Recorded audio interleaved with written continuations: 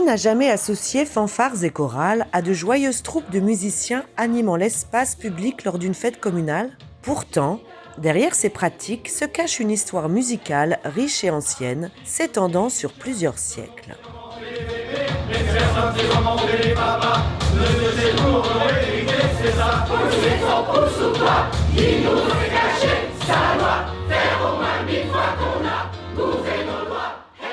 Moi, la première, j'ai commencé à faire de la chorale au collège parce que j'avais une prof de musique qui donnait des cours de chorale, qui faisait une chorale pendant la pause du midi sur le volontariat. Et découvrir des voix qui se mélangent comme ça, c'est pas partout qu'on peut le faire. Et je pense que du coup, la pratique musicale à l'école, c'est vraiment, vraiment très important. Il y a des enfants sinon qui n'auront jamais accès à ça. En fait, moi, la vocation, clairement, elle m'a été héritée de mes parents, qui jouaient dans la batterie fanfare communale. Et puis voilà, on a été tambour de père en fils, et c'est comme ça que j'ai commencé. J'ai commencé à jouer donc du tambour dans la batterie fanfare. Et puis après, j'en ai pris la direction, mais complètement en autodidacte. J'avais pas de grande formation de chef d'orchestre, etc. Mais c'était un petit peu les hasards de la vie. Un chef qui part, il n'y a personne pour le remplacer. Comme voilà. dans le film. Comme dans le film, non mais c'est vraiment ça. C'est tout à fait ça. Et puis en fait, j'ai, comment dirais-je, alors après, j'étais quand même plus doué pour faire, entre guillemets, de la politique que de la musique. Donc en fait, je me suis occupé de plus en plus la production. Voilà, des mouvements de fédération, etc. Et puis de là, de fil en aiguille, voilà, je me suis intéressé à l'organisation des concours, des festivals, etc. Et puis voilà, je suis parti dans cette filière-là. Au Moyen-Âge, la musique populaire s'écoute et se danse le plus souvent en extérieur, selon un calendrier liturgique. Avec des influences profanes ou religieuses et un engouement autant populaire que clérical, processions, fêtes et ducasses restent sous le contrôle du clergé. Avec les formes théâtrales de l'époque, elle s'invitera seulement plus tard à se produire dans les bâtiments laïques des centres urbains ou sous le toit des fermes en zone rurale.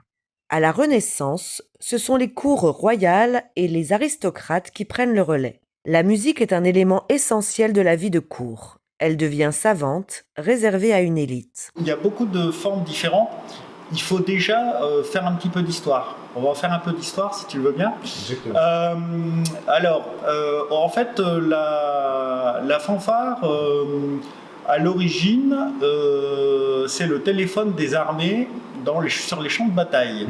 Parce que à l'origine, on est quand même pas mal hérité des fanfares militaires. Et donc, en fait, on a les transmissions de signaux sur les champs de bataille, entre les différents régiments. Donc, la musique militaire, ça nous a quand même beaucoup... ça a créé notre socle d'héritage, puisque, en fait, il fallait, sur le champ de bataille, transmettre des signaux, grâce à quoi? Au tambour, au cuivre, et il fallait distinguer les cuivres. Donc on avait des cuivres perçants pour la cavalerie et des cuivres plutôt doux pour l'infanterie. Donc voilà. Alors ça crée un berceau, un socle. Et puis après, il y a eu des évolutions. Alors bien sûr, la fanfare, ça servait pour le militaire, et donc du coup ça a servi pour le cérémonial militaire, et encore aujourd'hui, c'est pour ça qu'il y a beaucoup d'harmonies et fanfares communales qui font tout ce qui est cérémonie patriotique. Et c'est vraiment le cœur de métier. Voilà, on voit le 14 juillet. Et d'ailleurs, on voit l'héritage avec la garde républicaine à cheval qui accompagne le président de la République. C'est l'héritage vraiment direct des fanfares militaires. Et puis après, il y a eu des évolutions. Alors, des évolutions à la fois esthétiques. On voulait des choses plus musicales. Et puis des évolutions technologiques. Par exemple, Adolphe Sax, qui dans les années 1850 révolutionne complètement la facture instrumentale en inventant un nouvel instrument, le saxophone, et en lui apportant tout un étage de son, hein, du plus grave au plus aigu, hein, le saxophone baryton, le saxophone alto, le ténor, le soprano, et donc en fait il révolutionne un petit peu l'esthétique. Et donc en fait on mute des orchestres qui ont une fonction militaire, etc., à des orchestres qui deviennent vraiment des ensembles musicaux, et puis qui là vont proposer plein d'activités. Alors en fait une fanfare, donc du coup c'est un ensemble de musiciens, un groupe de musiciens, mais qui fait plusieurs activités. Il va faire quoi? Les cérémonies, comme tu l'as dit, du 14 juillet, du 8 mai, du 11 novembre, mais il va faire aussi des concerts. Il va faire des animations de kermesse, de ducasse, etc. Et donc, en fait, voilà, la fanfare, c'est un même groupe de musiciens, mais qui prend plein de facettes différentes. Je pense que ça part quand même au départ de l'histoire de la région, parce que c'est sûrement aussi avec les mines qu'on a vu se développer des chorales de personnes qui avaient la même culture, comme des chorales qui chantaient sûrement qu'en italien, qu'en polonais. Et puis, voilà, je pense que notre histoire du bassin minier, par exemple, ça a donné naissance à beaucoup de groupes musicaux, dont des chorales. Moi, je pense en premier lieu au groupe de la chorale des mineurs polonais, en fait. D'accord.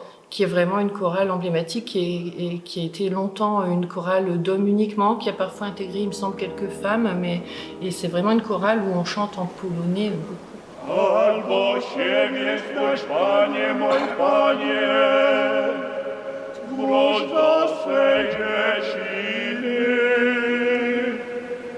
alboż pozwól się zanieść do mych chałupiny. Śpiewajcie i grajcie. La Révolution française démocratise les enseignements. En région, l'année 1803 voit la création du premier conservatoire à Lille. Suivra un maillage impressionnant de ces nouveaux équipements destinés à former l'élite musicale. Dunkerque, Calais, Saint-Quentin, Douai, Beauvais, Compiègne. Mais la musique s'apprend aussi dans des pratiques collectives amateurs qui auront leur apogée dans la deuxième partie du XIXe siècle. Les orphéons, chorales masculines, comptaient jusqu'à 600 000 membres à la fin du siècle. Les harmonies municipales, les fanfares et les chorales font la fierté des communes. La région en regorge. Née en 1826, la Philharmonie de Quesnoy-sur-Deuil est assurément l'une des plus anciennes de la région. À partir de 1870, la musique est intégrée dans les programmes scolaires, avec une place renforcée au fil des réformes éducatives. Les fanfares, il y a deux éléments concomitants. Il y a la République qui s'affirme, avec la Troisième République, avec la volonté d'ancrer les valeurs républicaines, et donc les valeurs républicaines, ça s'ancre aussi par une pratique culturelle qui défend ces valeurs. En parallèle, il y a les industries qui s'installent, donc le textile, les industries minières, et en fait, dans ce modèle de patriarcat, en fait, il faut occuper le temps libre des ouvriers. Et le temps libre des ouvriers, à nouveau, on repart dans le triptyque, il y a le sport où il y a la culture, et on crée des harmonies de mineurs, des harmonies de sucreries, tout un ensemble de musiciens. Et en fait, l'harmonie devient le porte-étendard de la mine. Donc en fait, les mineurs, alors on les voit d'ailleurs dans le film, les mineurs de l'Alain, ou l'harmonie la fanfare de Tumerie, par exemple, représentent leurs entreprises, et donc plus elles sont bonnes, et plus c'est valorisant pour l'entreprise. Et donc on aboutit même à des choses assez curieuses, c'est que souvent la position du musicien était reflétée à son travail, la position qu'il avait dans l'orchestre. Un très bon musicien, généralement, il avait un meilleur poste. Ah oui. Parce que voilà, il fallait soigner son bon clarinettiste, donc on n'allait pas le mettre au fond, au risque qu'il s'abîme les mains, on allait le mettre dans les bureaux. Ouais. C'est un peu les mêmes choses dans le sport, on les prenait beaucoup dans les mairies, ce genre de choses. Voilà, tout à Comme fait. éducateur Donc il sportif y avait vraiment une dimension où en fait l'harmonie, ça occupait le loisir de l'ouvrier, mais ça reflétait aussi, ça représentait la société industrielle. Donc ça, c'est un petit peu les fanfares industrielles, mais il n'y a pas que ça quand même. Il y a une autre dimension qui s'est créée, c'est les harmonies et fanfares des patronages. Donc là, on est plutôt chez les catholiques, qui en fait vont avoir des fanfares pour animer tout ce qui est concours de gymnastique, tout ce qui est là aussi préparation militaire. Et puis tout ce qui est animation des activités de patronage catholique. L'harmonie municipale ouvrière socialiste, dirigée par Stanislas Gauthier, interprète quelques morceaux pour distraire le public dans l'attente de l'arrivée des coureurs.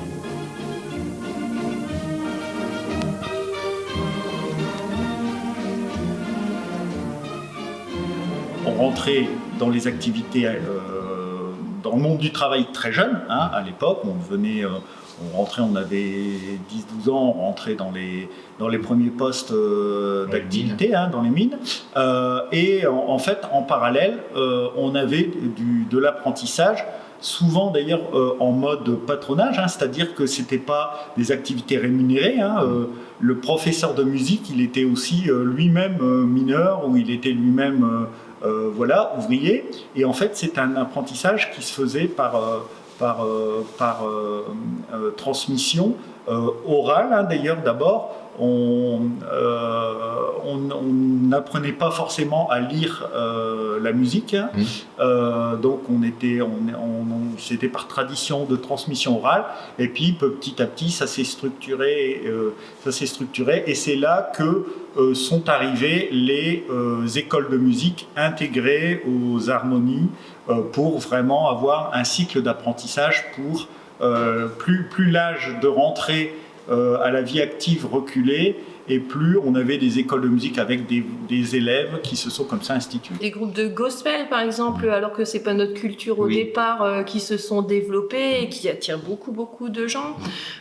Moi, je pense que aussi au niveau des collèges, des lycées, il y a beaucoup de professeurs de musique qui amènent beaucoup d'idées, de nouveautés au niveau du chant choral, et dont toutes les autres chorales s'inspirent aussi.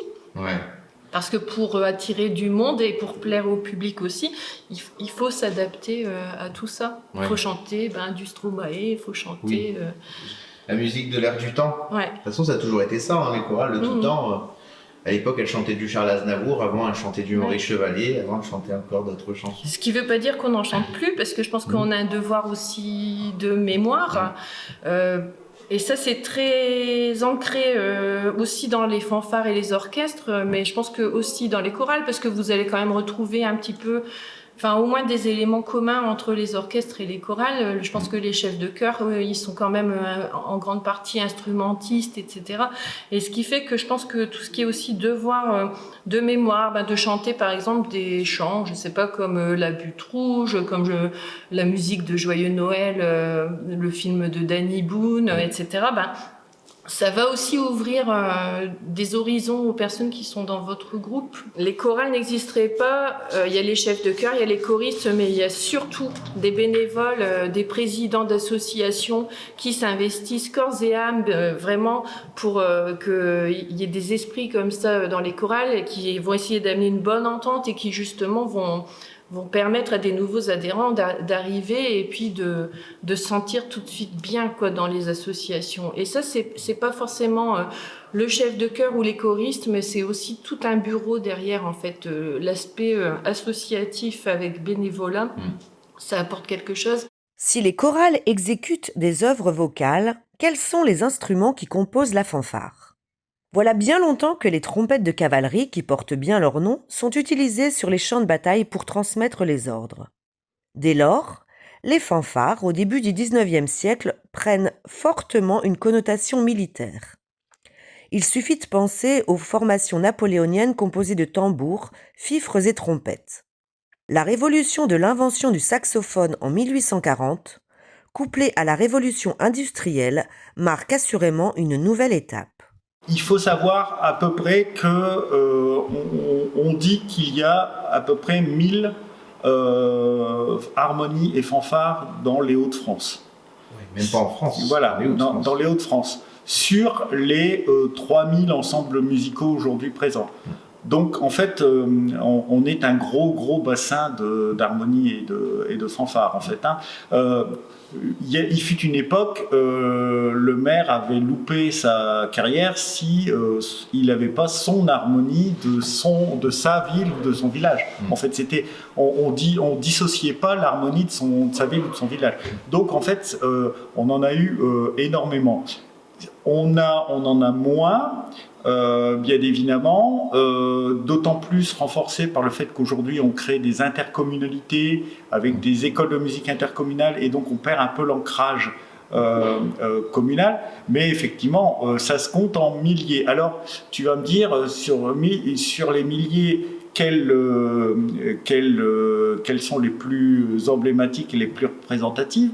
Et alors là, je vais me fâcher forcément avec la moitié du territoire. Non, ce qu'on peut dire, c'est que par exemple, les harmonies mineures comme celle de Lalain qui est dans le film, elle est tout à fait emblématique de ce passé-là. Après, il y a des très grosses et des très belles harmonies sur le littoral. Il ne faut pas oublier aussi, par exemple, le Dunkerquois, où le tambour, il est vraiment dans la tradition. Un carnaval dunkerquois sans tambour, sans les bandes en tête, ça n'aurait pas de sens en fait. Hein. Et donc là aussi, il y a des très belles structures. Il y a des belles structures aussi, des très grosses harmonies, que ce soit à Saint-Omer ou ailleurs. Donc il y a vraiment des belles machines. Et il faut savoir aussi que, par exemple, ne serait-ce qu'ici à Douai, il y a quand même des grands noms qui sont sortis. Georges Prêtre, qui était l'un des chefs les mondialement connus, hein, qui est sorti du conservatoire de Douai et qui est né à Oisier. Donc il y a vraiment Georges Dutilleux également. On a vraiment des pépites également dans le Douaisis. On voit toujours des nouveaux choristes arriver. Il y a un turnover, ça c'est sûr, du fait aussi de la population vieillissante de certaines chorales. Mais malgré tout, je trouve qu'on est en pleine progression. Il y a aussi des films qui ont fait que ça donne envie de fédérer, de pratiquer avec d'autres personnes. On a vu quand même beaucoup de films qui vantent l'esprit de groupe et puis l'ouverture et les amateurs surtout. Oui. C'est-à-dire ceux qui aiment et qui vont projeter leur amour pour la pratique musicale à d'autres personnes qui font que ça attire beaucoup de monde. Alors, les répertoires, ils évoluent avec les gens, les répertoires, ils évoluent avec les usages aussi. Typiquement, on a toute une période où le répertoire est assez, on va dire... alors, il y a deux aspects. Il est militaire. Parce qu'il faut aller à la guerre. Il faut se rappeler de tout le répertoire de la Première Guerre mondiale. Vous n'aurez pas l'Alsace et la Lorraine, Corps-Madelon, etc. C'est tous les répertoires qui emmènent les gens à la guerre. Et puis il y a tout ce répertoire de petites fantaisies, de valses, alors dans le nord aussi de polka, etc., issus de l'héritage polonais, pour les kiosques à musique, pour faire les thés dansants, les concerts du dimanche après-midi. La musique et le chant se jouent dans l'espace public, souvent en extérieur. Des échafauds sont dressés au cœur des villes. Ils sont les ancêtres des kiosques à musique qui feront les beaux jours de la musique romantique du XIXe siècle. Construits dans la mode du fer forgé, en 1863 et 1867, ceux de Boulogne-sur-Mer et Cambrai comptent parmi les plus anciens de France. La serrurerie Blairon-Mathieu de Charleville s'illustra dans la construction de ces architectures nouvelles. Au niveau du répertoire, pour avoir du répertoire, il faut avoir des compositeurs. Oui. Alors, on a la chance, on ne s'imagine pas non plus d'avoir pas mal de compositeurs, y compris Ch'ti, donc qui composent des gens aujourd'hui comme François Bogart, Thierry Deloruyel sont nationalement connus, voire internationalement reconnus, et ils sont issus de notre région, donc on a un terreau de compositeurs. Après, effectivement, chaque type d'ensemble va avoir son répertoire. On va pour les batteries fanfares, qui sont vraiment des structures héritées du milieu militaire. Forcément, leur cœur de métier, j'allais dire, c'est un petit peu du répertoire militaire, mais elles ont énormément évolué vers du jazz, vers des musiques de films. On va avoir effectivement tous les ensembles de percussions. Alors, il y a des très belles expériences aujourd'hui, des très bons groupes de tambours, par exemple, et on parlait du carnaval, avec du tambour moderne qui vraiment joue, par exemple, du répertoire de Corsair avec des choses complètement réinventées, des musiques de films, bien évidemment. Donc on suit vraiment toute notre époque, et grâce à des compositeurs qui écrivent vraiment sur mesure. Alors ils écrivent aussi sur mesure avec les aspects scénographiques. Il ne faut pas oublier les show bands et marching bands, où là non seulement on joue de la musique, mais en plus on fait des évolutions scéniques. Donc soit on fait des figures, soit on fait des effets de scénographique avec le public. Et donc là aussi, tout ça s'écrit, tout ça se travaille, et tout ça se vit et ça évolue au fil du temps. Moi, je trouve qu'en 25 ans, 30 ans, là, ça a beaucoup évolué. On est passé de la chorale, un peu chorale paroissiale à l'église, à des chorales qui se sont diversifiées, où les gens sont venus plus pour faire un peu plus de variété. Donc, ce qui a changé beaucoup, c'est qu'on retrouve maintenant des chorales avec accompagnement de bande-son, avec toute la technologie qui a évolué au fur et à mesure, ce qui fait que une chorale peut tout chanter. Une chorale, ça chante autant du Big Flo et Oli qu'un Ave Maria de Mozart. Voilà. La musique n'est plus seulement savante, elle devient populaire. On va dire qu'il y a les fanfares classiques, donc issus, comme je viens de le dire, des harmonies communales, etc. Alors, ce qu'il faut savoir quand même, c'est que là, on parle de groupes qui sont plus que centenaires. Oui. Donc, c'est quand même un sacré record. Et puis, il y a des nouveaux arrivants, c'est les fanfares festives, c'est les fanfares estudiantines, c'est les gens qui se sont constitués autour de la musique pour se faire plaisir, principalement. Donc ils sont moins dans une mission comme les harmonies et fanfares classiques de devoir animer la vie de leur cité. Eux, ils sont plus autour d'un projet qui est de se faire plaisir autour de la musique, etc.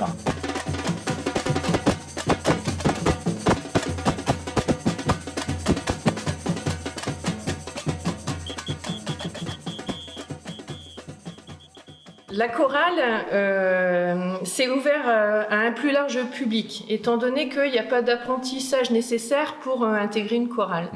On n'a pas besoin d'apprendre le solfège, on vient avec juste sa voix et sa bonne humeur, et puis on s'intègre dans un groupe, et puis on se lance et on chante à côté de personnes qu'on connaît absolument pas.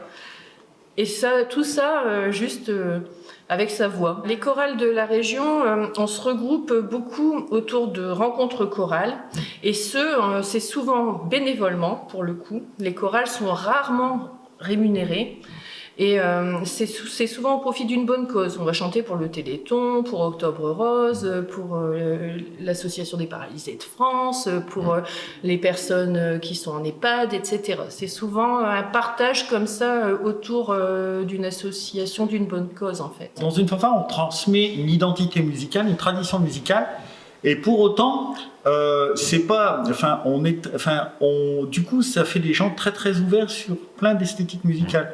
Il y a plein de gens qui ont découvert par exemple les répertoires électro, les répertoires rap, etc. grâce aux ouvertures, aux projets qu'on fait entre une fanfare et un ensemble musical. Et après, en fait, nos musiciens, ils sont pas hors sol en fait. Hein.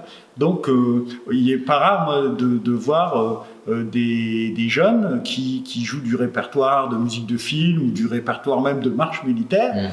Et puis qui, 2 minutes après avoir éteint, se mettent les écouteurs dans les oreilles avec les derniers morceaux de telle ou telle vedette. Quoi. En fait, hein, c'est pas des musiciens déconnectés. Et c'est des musiciens. On voit passer les informations sur le fait que y ait des projets, des productions qui veulent monter des tributes de Queen, par exemple avec orchestre symphonique, et qui sont à la recherche de choristes pour faire toute la partie chant de Freddie Mercury, etc. et les chœurs autour. Elles évoluent avec leur époque. Alors forcément, on est dans du temps long. Il faut savoir qu'un musicien, c'est 10 ans à se former. Une couleur d'orchestre, c'est plusieurs années de travail. Hein, donc forcément, elles ne peuvent pas changer du tout au tout ou évoluer sur un claquement de doigts. En revanche, elles évoluent pas mal. Il y a plein de perspectives d'avenir. Et voilà, mais comme un peu dans la société, on est le reflet de la société. Hein, donc il y a des fractures aujourd'hui dans la société. C'est pareil, hein, il faut qu'on se batte pour faire du vivre ensemble. Et un orchestre, c'est de la musique et du lien social. Il faut que les deux collent.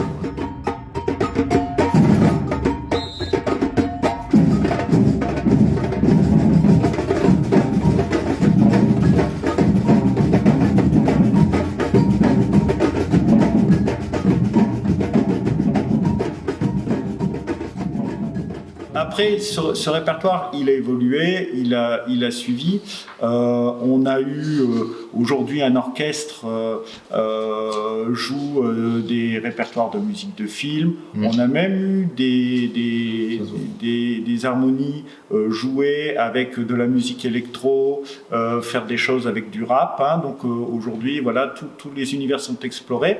Alors simplement, il faut donc toujours les orchestres gardent en fait ce qu'on appelle leur tessiture, leur structure instrumentale. Hein. Donc en fait, une fanfare où on n'a que des cuivres ne va pas jouer forcément tout à fait le même type de répertoire qu'une harmonie qui est plus large en termes de couleur instrumentale et donc qui peut jouer des choses de façon plus accomplie, plus large en tout cas. Et dans ce sens-là, on essaye aussi de développer, par le biais aussi d'aide de l'Union des fanfares, des stages de chorale avec un thème. Donc, par exemple, on a déjà fait Nos voisins les Belges. Il y a des gens qui vont choisir le thème d'un chanteur, etc., et qui vont ouvrir la chorale en fait à un public qui pratique pas habituellement. Qu'est-ce qu'il faudrait mettre en place ? Alors, déjà, il faudrait essayer de ne pas diminuer ce qui existe. Alors, bien évidemment, surtout en France, on est dans un modèle où la culture et notamment les harmonies fanfares bénéficient de subventions. Il faudrait déjà pas diminuer les subventions et les faire suivre le coût de la vie. Alors pourquoi ? Parce que en fait, aujourd'hui, comme je l'ai dit, un musicien c'est 10 ans de formation. L'apprentissage c'est semi-professionnalisé ou professionnalisé. Donc on a des professeurs de musique qui vivent de ça, donc on a besoin d'argent pour les financer. Des instruments, c'est très coûteux. Ça s'entretient. Ça s'entretient et voilà, on parle pour certains instruments de plusieurs milliers d'euros, voire dizaines de milliers d'euros. Hein. Donc voilà. Alors déjà, qu'on diminue pas les subventions. Ce qu'elles ont besoin, les fanfares, c'est aussi d'être respectées dans ce qu'elles font. C'est pas des opérateurs événementiels à la Disney où elles vont faire du show, du grand show à l'américaine, etc. Elles vont travailler avec des jeunes, des moins jeunes, à monter un spectacle avec l'amateur dans tout le bon sens du terme, de la passion, mais forcément, voilà, cette fraîcheur, cette découverte de savoir-faire, etc. Donc il faut lui laisser cette passion, et il ne faut pas toujours attendre d'une fanfare qu'elle fasse un show à l'américaine. En tout cas, je ne sais pas si ça a influencé mon approche de la musique, mais tu vois, Métoff et Tibal, le trompettiste, le tromboniste, et Tibal, le saxophoniste de Marcel, sont des enfants des harmonies, quoi. Tu vois, clairement, ils ont appris la musique grâce aux harmonies. Et d'ailleurs, on allait voir Tibal défiler, etc. Ils avaient un chef d'harmonie qui avait quand même des prétentions, mais l'harmonie n'avait pas le niveau d'être à la hauteur des prétentions, donc ça nous avait beaucoup rire des fois, avec Bouli, le bassiste de Marcel, quoi. Mais je crois que ça a vraiment été une école de la musique pour énormément de gamins de nos régions, quoi. Après, bon, c'est vrai qu'on au chemin vert, c'était pas une harmonie, c'était une clique. Donc c'était juste, clique, c'est clairon batterie, quoi, tu vois, c'est vraiment. Donc là, c'était vraiment triste. Hein. Que ce soit au niveau des virtuoses, ou que ce soit dans le film en fanfare, c'est profondément juste. C'est profondément juste parce que ça reflète bien, en fait, tout ce qui se passe dans une fanfare, qui n'est en fait pas qu'un ensemble de musiciens qui jouent pour la parfaite interprétation d'une partition. En fait, c'est un groupe humain. Alors, ouais, c'est bien, on a eu beaucoup, et il faut le dire, on en est en partie responsable.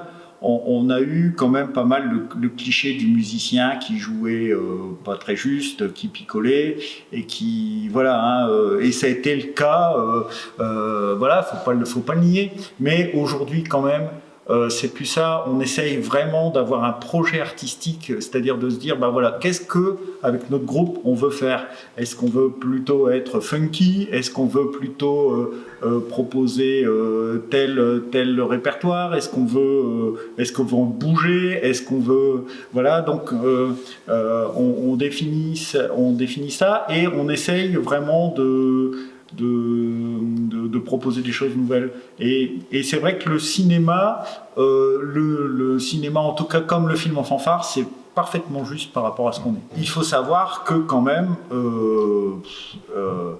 on va dire qu'aujourd'hui, 3/4 des musiciens professionnels sont issus d'harmonie et de fanfare.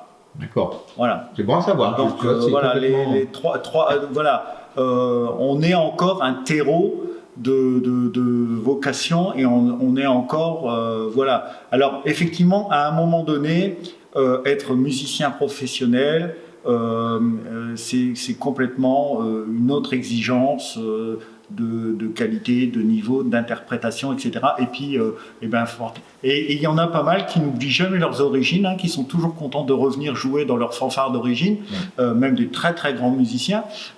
Mais voilà. C'est du vivre ensemble, la chorale. C'est ne pas vivre à travers un écran.